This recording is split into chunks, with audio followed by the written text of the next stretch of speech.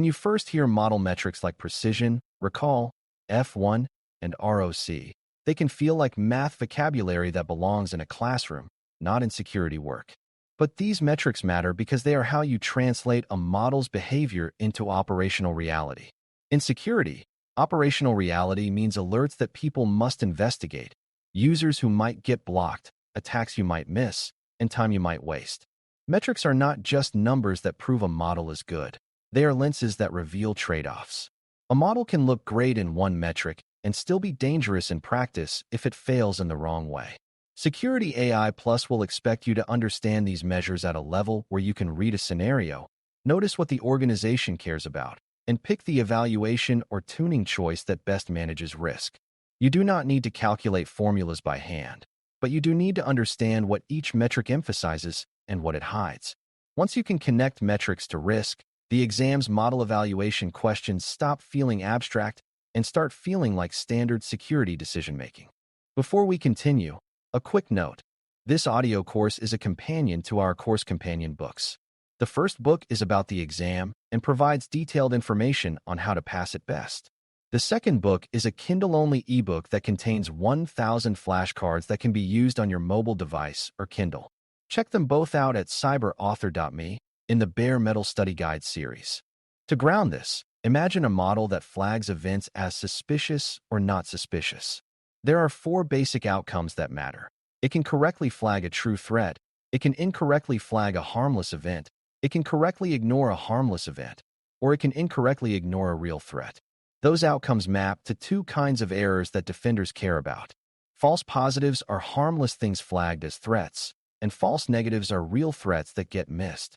Precision and recall are ways of looking at these outcomes from 2 different angles. Precision asks, when the model raises an alarm, how often is it actually right? Recall asks, of all the real threats that existed, how many did the model catch? The important part is that you can improve one while harming the other, depending on how you tune thresholds and how the model behaves. This is the first big lesson. Metrics are a way to choose what kind of pain you prefer, and in security, you must choose intentionally rather than by accident. Precision is easiest to think about in terms of analyst workload and trust. If a model has high precision, most of its alerts are worthwhile, which means analysts spend less time chasing ghosts and are more likely to trust the system. If precision is low, analysts see many false alarms, which creates fatigue, resentment, and a tendency to ignore alerts. In many organizations, low precision can be more damaging than it sounds because it can break the human side of the workflow. A model that catches many threats but floods the team can still be a failure if it makes the team numb. That said, high precision is not automatically best because you can sometimes achieve it by being extremely conservative, meaning you alert only on the most obvious cases. That approach can hide missed attacks, which is where recall comes in. Exam questions might describe an environment where the alert stream is overwhelming, and the most defensible move might be to increase precision so the team can actually respond effectively. Recall is easiest to think about in terms of coverage and detection power. If recall is high, the model catches most of the threats, which reduces the chance that attacks slip through unseen. If recall is low, the model misses many threats, which can be catastrophic in high-stakes environments. You can often increase recall by lowering the threshold for triggering alerts, meaning the model flags more things as suspicious. But when you do that, you usually increase false positives and harm precision. This is where risk context matters. In some scenarios, missing a threat is far more costly than investigating extra alerts, so a defender might accept lower precision to achieve higher recall. In other scenarios, the cost of false alarms might be so high that you cannot afford low precision. The exam will test whether you can read the scenario's priorities and connect them to the right metric emphasis. In other words, you are choosing what failure mode you can live with. F1 score exists because precision and recall can pull in opposite directions, and sometimes you want a single summary of balance. F1 is a combined measure that rewards models that do well on both precision and recall, rather than being great at one and terrible at the other. It is especially useful when you need a quick comparison across models or configurations, and you care about both missing threats and flooding alerts. But like any summary, it hides details. Two models can have the same F1 score while behaving very differently. One might have higher precision and lower recall, and the other might have lower precision and higher recall. In security, those differences can be the difference between a manageable alert stream and operational chaos, or between catching an attack and missing it. So the skill is not worshiping F1, but understanding what it tries to represent. In exam scenarios, F1 is often a reasonable default when the question implies you care about both error types, but it is not the best choice when the scenario clearly favors one side of the trade-off. Now we move to ROC, which usually appears as ROC curve and AUC, and this is where many learners get intimidated. The good news is that the core idea is simple. ROC helps you understand how a model's true positive rate and false positive rate change as you vary the decision threshold. True positive rate is closely related to recall, meaning how many real threats you catch. False positive rate is about how often you mistakenly flag harmless cases among all harmless cases. By sweeping through thresholds, you can see the trade-off curve rather than a single point. AUC is a single number that summarizes how well the model separates positives from negatives across all thresholds.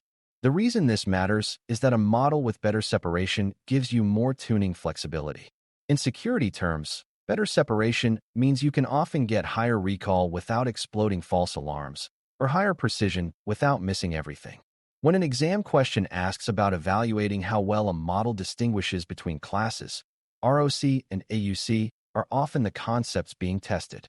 Even so, ROC can be misleading in certain security situations, especially when the positive class is rare, like true attacks compared to benign events.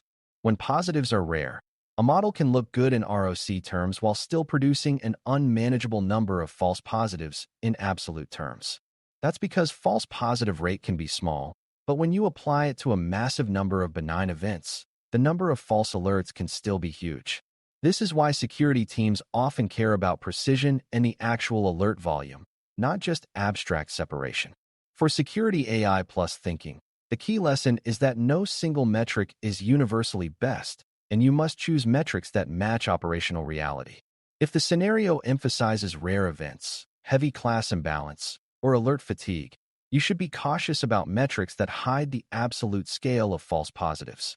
The safest answer choices usually reflect awareness of both model performance and operational impact, not just one. Cost is the bridge that turns metrics into security risk management. Cost means what happens when the model is wrong, and it includes business impact, time, reputation, and sometimes safety. Cost is not only financial. It includes the cost of analyst hours, the cost of interrupted operations, and the cost of missing a real attack. In model terms, cost-sensitive evaluation acknowledges that false positives and false negatives have different weights. For example, missing a ransomware precursor might be far more costly than investigating a few extra alerts, while blocking legitimate customer transactions might be far more costly than letting a low-risk anomaly pass. In security, cost decisions are governance decisions because they reflect organizational priorities and acceptable risk. Exam questions might present a scenario where you must pick a threshold or metric emphasis that aligns with a stated business constraint. When you see words about critical systems, regulatory exposure, limited staffing, or high downtime costs, you should translate those into how you value different errors. A practical way to connect these ideas is to think about what the organization wants the model to accomplish. If the model is used to automatically block actions, like denying logins or quarantining emails, false positives can be very costly because they impact legitimate users. In that case, precision often matters more because you want to be very sure before taking disruptive action. If the model is used to prioritize investigation rather than automatically block, you might tolerate lower precision to catch more threats, meaning recall matters more. If the model is used as an early warning system for high-impact threats, missing a threat can be extremely costly, so you might emphasize recall and accept the need for triage. These are not rigid rules, but they are reliable patterns. The exam tends to reward answers that reflect this kind of reasoning. It's the same mindset as any security control decision. You match the control's aggressiveness to the impact of being wrong. Another part of translating metrics into risk is remembering that metrics are measured on some dataset, and that dataset may not match the environment where the model will run. A model might show excellent precision and recall in a test dataset, but if deployment data shifts, those numbers can change. Attackers can change behavior, business processes can change, and logging can change, all of which can change the distribution of inputs. This is why model monitoring, validation over time, and drift awareness matter, which you will cover later. For now, the key is that metrics are not permanent certificates of safety. They are snapshots under conditions, and security decisions should treat them as evidence, not guarantees. In exam scenarios, you might be asked what to do when model performance degrades or when the environment changes. Answers that emphasize ongoing monitoring and revalidation align with how metrics behave in reality. It's also important to understand that metric optimization can be gamed, intentionally or unintentionally. If a team chooses a single metric and pushes hard to maximize it, they can end up building a model that looks good on paper but fails on the real objective.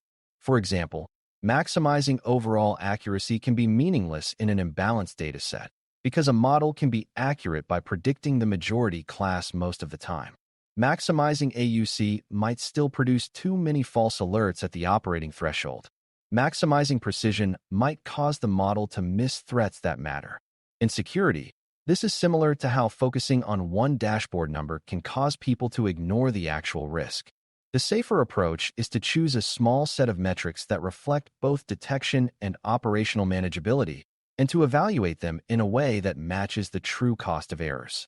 The exam might not ask you to design a full evaluation program, but it will test whether you recognize the danger of metric tunnel vision.